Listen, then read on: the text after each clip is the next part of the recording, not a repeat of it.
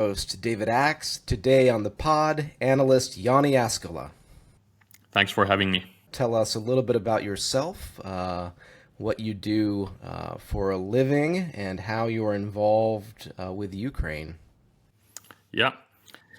So I have a bit of a different background from most analysts because I do research on social policy. I'm a PhD candidate at Charles University. I do research on public and social policy, but I have a master's degree from MGIMO, which is the School of International Relations of Russia.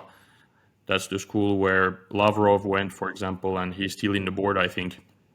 And I studied there, and I'm from Finland.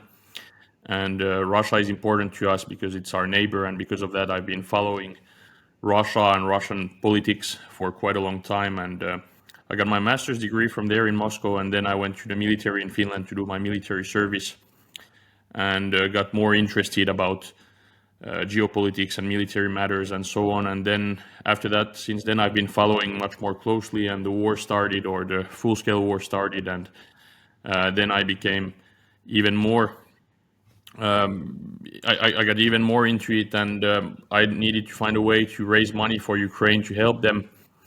And the way I found was to start writing my analysis online to get a following, and then to fundraise through my followers. So that's how I ended up doing this. So you're a fundraiser first and an analyst second. In a way, yes.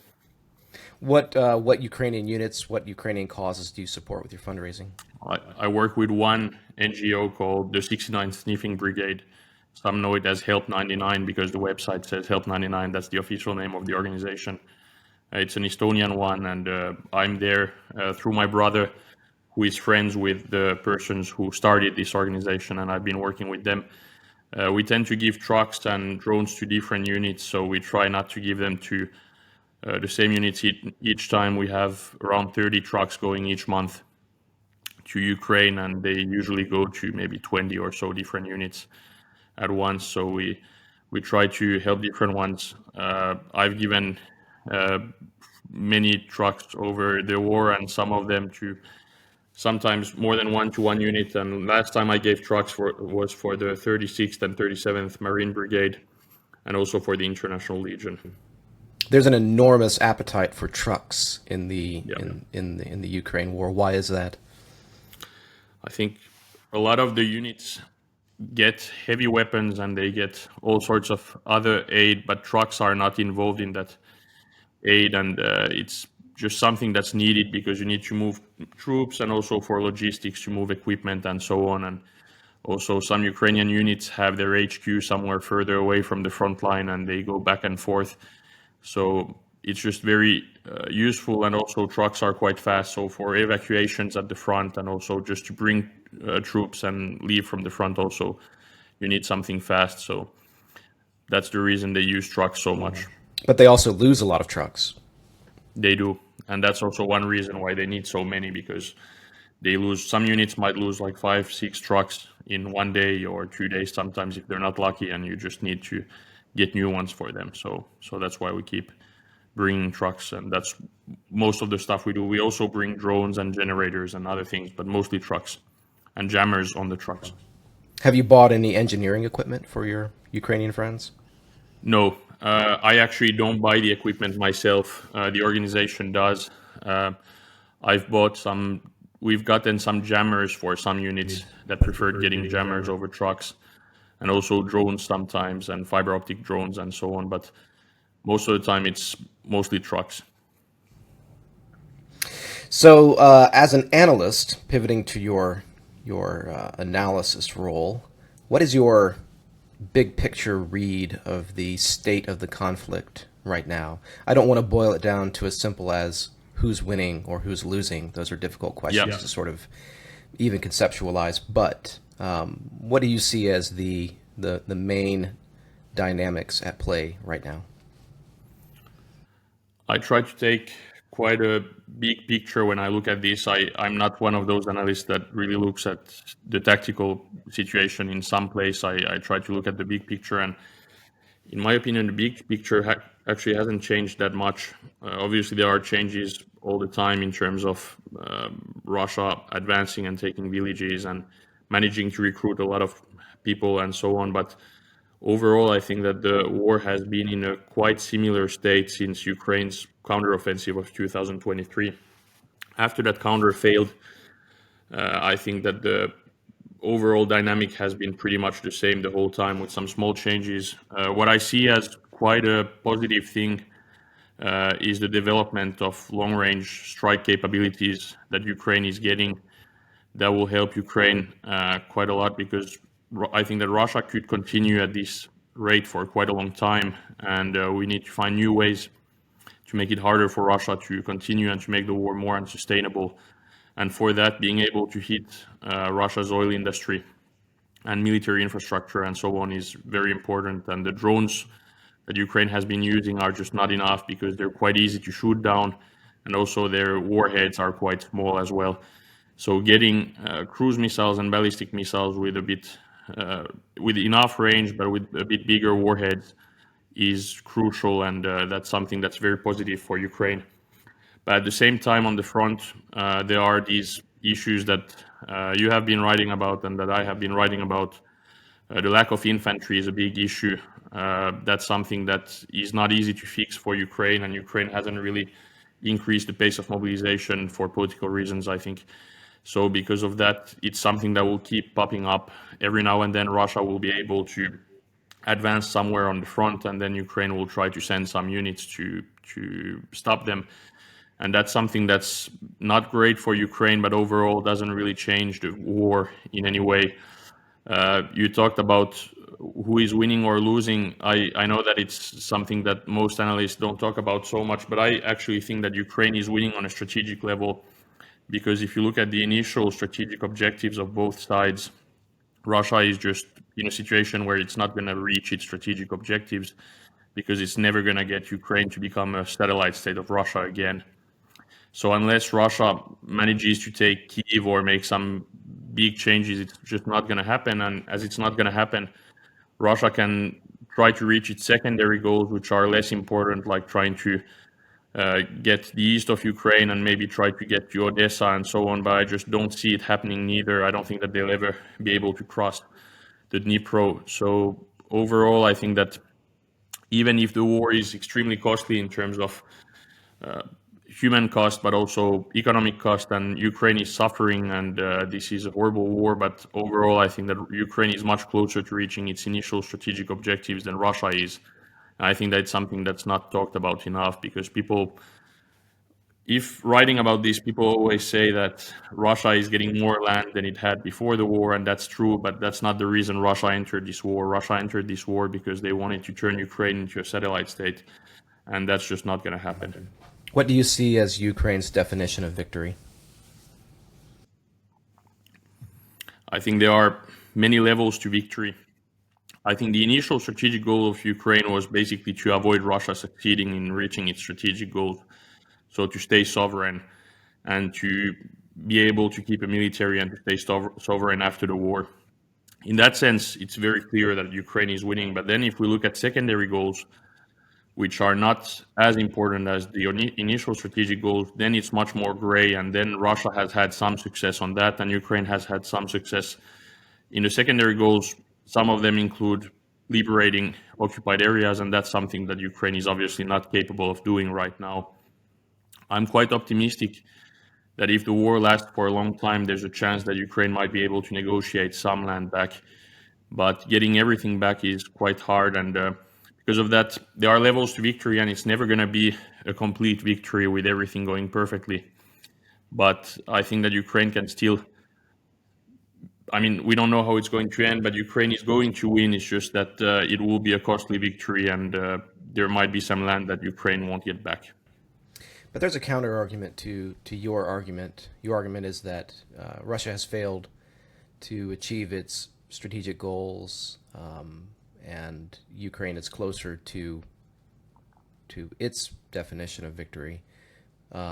And seems your argument hinges on the lack of movement along the front line. in order to destroy the Ukrainian government, Russia would have to march on Kiev and literally physically dismantle the instruments of governance in Ukraine. The counter argument could be that sure, the front line is largely frozen and has been for 2 years, but in war, sometimes things don't change until they do, and then when they do, they change fast. And I guess what I'm talking about is the possibility of a breakthrough, specifically by the Russians. Do you not see any prospect over the next, I don't know, year, 2 years, 3 years of fighting for a system-wide collapse on Ukraine's part, owing to, I don't know, a lack of foreign support, this manpower problem that we've discussed? A collapse could lead to a breakthrough for Russia, right? And that would very quickly change this main That's a dynamic. great question. I mean, I don't think that there will be a collapse of that level. I believe that there can be Russian breakthroughs coming up in the next year or two. And as I said, these things that happened in near Pokrovsk or that are happening right now in Kupiansk, those things can happen again and will happen again in many places. Russia will be able to advance and maybe even increase its pace of advance if it's ready to invest enough in it. But the reason I don't think that this will have an impact on the ending of the war is that at the end of the day, Russia currently occupies around 19% or 20% of Ukraine. They have taken around 1% of Ukrainian territory in the last 1,000 days, and that has cost them hundreds of thousands of casualties, maybe close to 1 million. Even if they manage to double the pace or triple it, even if they get a breakthrough somewhere that allows them to get the whole Donbas, for example, which is not easy to do because Kramatorsk and Sloviansk are not easy to take. But let's say that somehow in the next 6 months, it's not going to happen, but let's say that in the next 6 months, Russia manages to take Donbas as a whole. It doesn't change anything on the war. Obviously, it's horrible for the occupied areas, and it's not great for Ukraine, and it's also not good PR, and it's very sad if it happens, but it doesn't change the fact that the rest of Ukraine is not going to become a satellite state of Russia, and there is still so much to take for them, and Ukraine will always be able to stop them somewhere. So I believe that it's true that Russia might get breakthroughs, and they might get many of them, and they may be able to increase the pace of advancements, but at the end of the day, to take enough of Ukraine for it to have an impact big enough to change the outcome of the war, I don't believe that they'll be able to do that, even if a war is never linear. But Ukraine just has enough manpower and is capable of recruiting enough men and producing enough drones and getting enough shells and so on that they can stop Russians from taking too much land. They might not be able to completely stop them, but they can stop them from taking half of Ukraine or something. That's just not going to happen. How many casualties is too many casualties for Russia? That's a great question. If we knew, we could probably know when the war will end. But there are many factors that come in, including how much foreign labor Russia can get to work in its factories. Russia is recruiting heavily in Africa, Central Asia, North Korea. Because it's lacking labor, it has a huge lack of labor overall, and it's also recruiting mercenaries, and it's capable of recruiting enough Russian men as well to fight. So it seems that it's not now, and it seems that Russia is able to continue for a while, but it will depend on how much support it gets from China and North Korea, and how many it's able to recruit to work in factories, but also as soldiers. I think that Russia is one of those cases where it might take a long time before they actually collapse economically, but if it happens one day, it will surprise us all. But then when thinking about it, there will have been signs that we maybe just didn't notice, but that we should have taken seriously. And yeah, it's just really hard to say what the number is, but I think that we're not there yet, and it might take a while before it happens. You seem optimistic that Ukraine's deep strike campaign can shape the overall conflict in a way that's positive for Ukraine. You mentioned specifically the drone and missile strikes on oil refineries. Doesn't Russia have a fairly large number of inactive refineries that it could bring online to make up for damage to active refineries? What I'm really asking is, how robust is Russian oil refining? Can you really strike at it hard enough and frequently enough to have a lasting effect on the Russian economy? Again, a great question. Russia has a lot of them, of these inactive refineries, and Russia is able to switch to some of them if needed. The question there will depend on how many missiles Ukraine can produce and how many drones they can produce and how well they can plan their strikes to be able to go around Russian air defense systems and hit. If Ukraine can also strike those backup refineries, for example, then it can have an impact. Overall, I don't think that any strike campaign can just suddenly destroy the Russian economy or hurt it enough to make it collapse suddenly. But all of this has a cost. If you need to constantly repair refineries and some of them are constantly offline and there are strikes coming and you have a hard time recruiting people to work there because they know that they will get striked if they go there, it can have an impact that will be lasting on the war. But again, it's something that doesn't happen just like that. It's something that could take months or years once the strikes start to pick up and do well. So I'm optimistic because I think that it's going in the right direction. And the more Ukraine is capable of reaching those refineries with bigger warheads, the better and the bigger the impact. But I also don't think that this will be enough to suddenly change anything on the war. It's just a way to make it more costly for Russia. And I don't think that Russia is anywhere near a state where they're going to collapse economically because there are many things they can still do. Some people are talking about the deficits Russia has currently, but having a bit of deficit is not necessarily the end of the world. Russia can still increase taxes and can still find ways, nationalize some companies, take wealth from oligarchs, and so on. So Russia still has some ways to survive a bit longer and buy some time. But I think that if those Ukrainian strikes keep improving and there's more of them and they are bigger ones, it will have an impact that Russians will feel. And I think it's important for Russians to feel the war in terms of prices and so on and economically, because the longer this lasts, the better the chance is that the war stops one day. So the argument there is make the Russian populace feel the negative effects of the war, and what happens next? You mean that should result in a loss of political will on the part of Putin's regime to continue the war? No, I don't think so. I think that the Putin regime actually cares quite a lot about how people see the war and see Putin and so on. They're not listening to the population and they're telling the population what to do and what to think, but they still care a bit. And you can see it from the way Putin acts in general. When Putin does something that is not popular, he always tries to put someone else and blame someone else and say that he was not involved, whether it's a retirement reform or anything. He will always say that someone else is involved in this, but then when something positive comes, he will always take the credit for it. And he cares about how people feel. And we saw it with the Wagner situation with Prigozhin in 2023. Russians are quite loyal to Putin and they obey him, but at the same time, if there is a coup or if something happens, they're not going to fight for him. Prigozhin was able to take Rostov, which is a big city just like that, without actually fighting. And because of that, even if Putin doesn't really listen to the population, I think that he still cares, and it's still important to see how they see the war.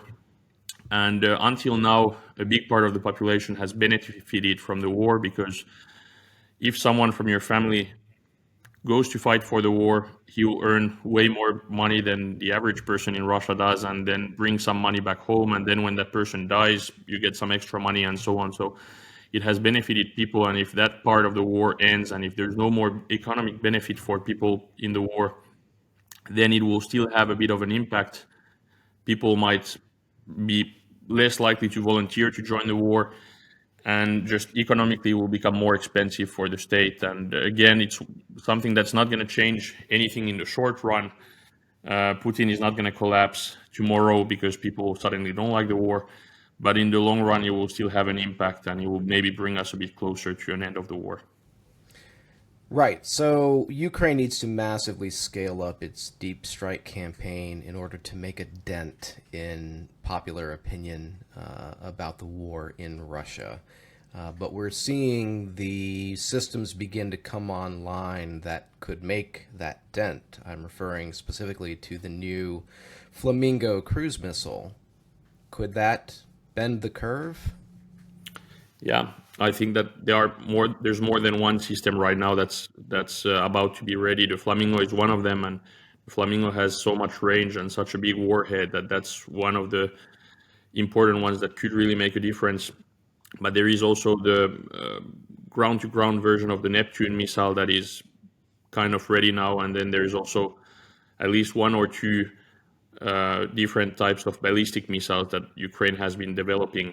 And then on top of that, also some sorts of new drones that have a rocket engine that are also sort of slow cruise missiles that are also coming out. So there just are many options coming up, and we'll see what Ukraine ends up going for. All of these are quite easy to shoot down, especially the Flamingo, for example. It's not a very fast cruise missile, and it's not very stealthy, and so on. So it's, in a way, it's kind of like a more expensive and better version of the strike drones that Ukraine is using. It's probably quite easy to shoot down, but just has a way larger warhead and flies a bit faster. So Ukraine will need to produce quite a lot of them if wanting to have an impact, because many of them will get shot down. But Ukraine has become better and better at planning its strikes and going around Russian air defense systems. So even if its drones, for example, have been quite easy to shoot down, they've still had a lot of success in Russia. And Russia is just so vast that it doesn't manage to protect everything. So I'm quite optimistic with that, and the Flamingo is one of them. I just hope to see the first images of the Flamingo being used somewhere, but I'm optimistic also about other systems than the Flamingo. I think the ballistic missiles will be a big plus as well, because they're harder to shoot down, and if Ukraine can combine drones, ballistic missiles, and cruise missiles on the same place when they're striking, then it will be hard for Russia to shoot them down and to protect the places. So hopefully Ukraine can develop as many systems as possible and then scale up on the best ones, and hopefully get some results done. But a truly effective deep strike campaign, we're looking at probably multiple coordinated strikes per week on Yeah. not just oil refineries, but other strategic targets, drone factories, air defense sites, air bases. And given that Russia can shoot down a significant portion of the incoming munitions, I mean, if we use Russia's own deep strike campaign as an analog, we're looking at potentially thousands of munitions a week that Ukraine would need to launch at Russian targets in order to have significant effect over a long span of time. And the cost of that could be tens of billions of dollars per year. Where is that money going to come from? The cost will be high, but I don't think that it will be similar to Russia's strategy, because Russia, actually nowadays, if looking at Russian strikes, most of them are done with Shaheds, even if there are some missiles involved. But the ratio of drone to missile ratio has just changed a lot over the last few months. Ukraine is already producing probably over 100 strike drones a day, and they're planning to produce also, I don't know how many if combining all the different systems, but it's probably going to be 10 missiles or so a day at some point if things go well. Ukraine is also receiving 3,000 plus short-range cruise missiles from the US. They're not really cruise missiles, but the ones that are kind of like glide bombs with a rocket engine. That will help as well.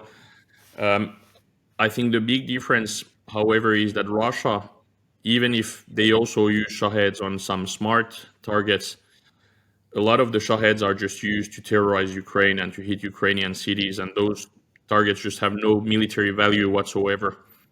I also think that Russia is more sloppy in the way they prepare their and plan their strikes, and obviously some of them go through. But if you look at the share of drones that they send that get shut down, it's quite high. Russia is much more vast in territory, which makes it much harder to defend. There are way more places to defend as well that are strategic for Russia. And even if many Ukrainian drones get shut down, the fact that they've been so successful now, until now, even with so few drones, makes me think that if they can triple or quadruple the number of drones and missiles used in strikes, they can have quite an impact. Also, Russia is not getting the same type of economic help as Ukraine gets.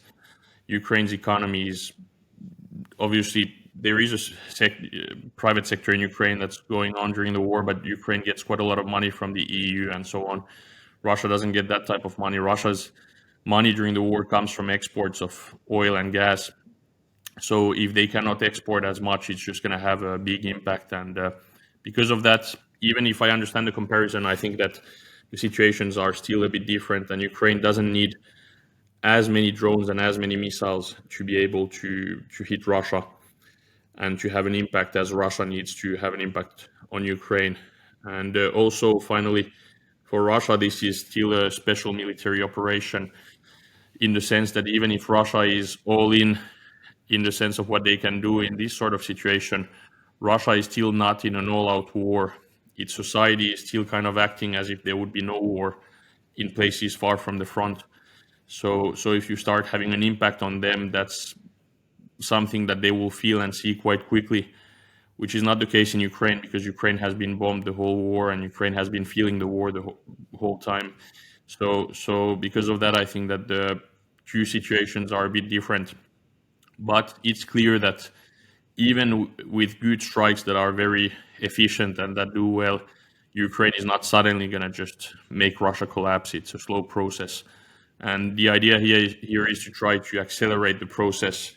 There's no quick way of doing it. There's just ways to improve it. And it's possible that Putin will be ready to negotiate at some point in the future once he feels the price and feels the cost increasing and the war becoming more unsustainable. And that's what Ukraine is trying to reach.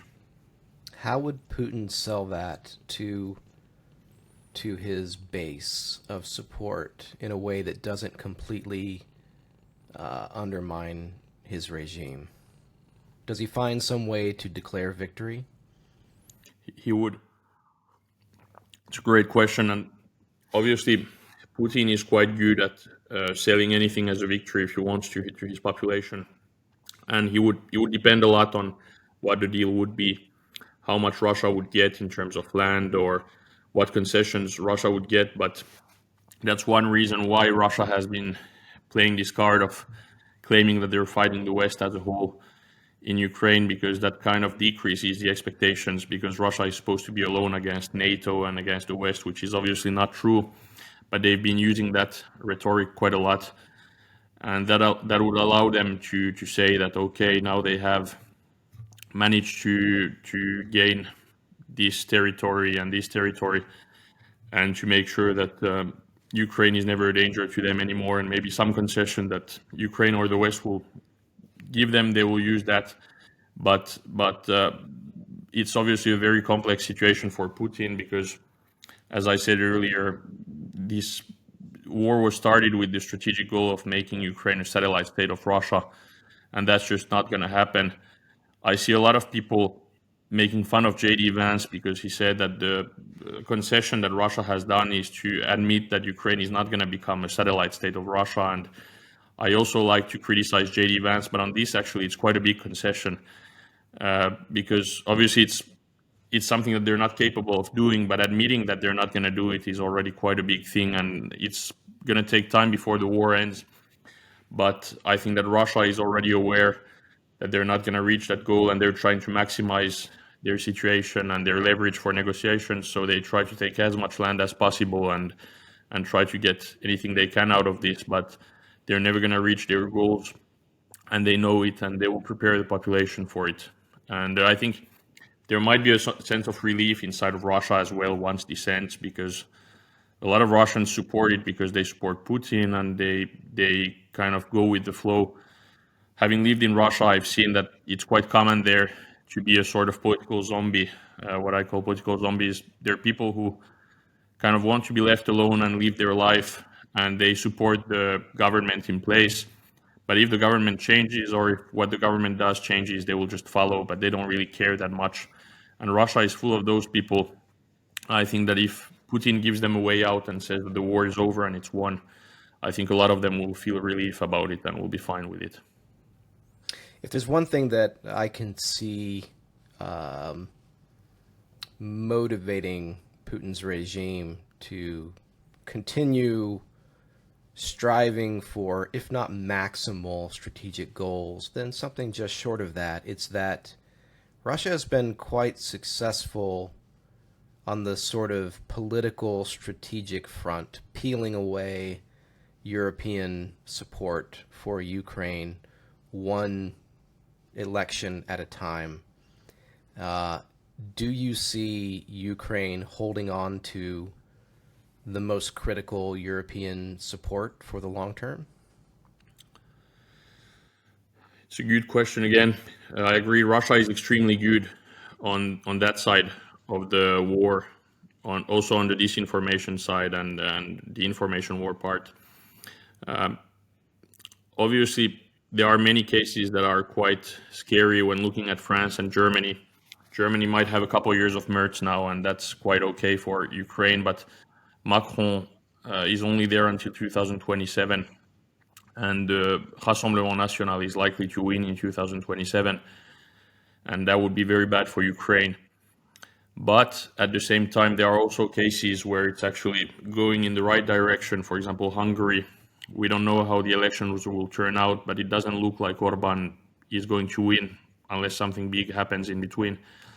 And even Slovakia, my friends from Slovakia are not convinced that Fico is going to stay in power forever. So there are countries that might stop supporting Ukraine at some point, but then also countries that haven't been supporting Ukraine that might start supporting Ukraine. And Ukraine is getting less and less dependent on Western aid. Obviously, the financial aid is really, really important, and there's some things that Ukraine just needs, like pack missiles for their Patriot batteries and so on. Those are really important. But if looking at the situation, for example, before the counteroffensive of 2023, back then Ukraine needed tanks, it needed IFVs, it needed artillery, shells, all sorts of things, and it was just extremely important to get help from the West. But now, when talking with Ukrainian soldiers in Ukraine, I feel like everyone gives a different number, but the share of destroyed Russian equipment and Russian infantry that happens through Ukrainian drones that have been produced in Ukraine is just extremely high and keeps getting higher and higher. And because of that, Ukraine obviously needs a lot of support, but it doesn't need as much support as it needed in some of the worst times during the war, especially if Ukraine is not going for any big offensive or going for any ambitious moves. If the plan is just to slow down Russian advances and to try to outlast them, then Ukraine can do it with minimal help. Of course, the more help they get, the easier it is. But because of that, I'm not too worried. But France, for example, obviously is a big worry. But there are enough countries, the Nordics, the Baltics, Germany, the UK. A lot of countries will still keep supporting Ukraine for a while, the Netherlands as well, and so on. And those countries are enough to make sure that Ukraine is not going to get completely invaded by Russia. But obviously, the more the better. Is the Ukrainian battlefield strategy right now to hold? There's a really strong argument to make that the 2023 counteroffensive was a very bad idea, and that the Kursk incursion likewise failed to achieve its strategic goals. Do you think the Ukrainian command has learned from those failures? I think they have learned, but they still like PR victories, and they go for them.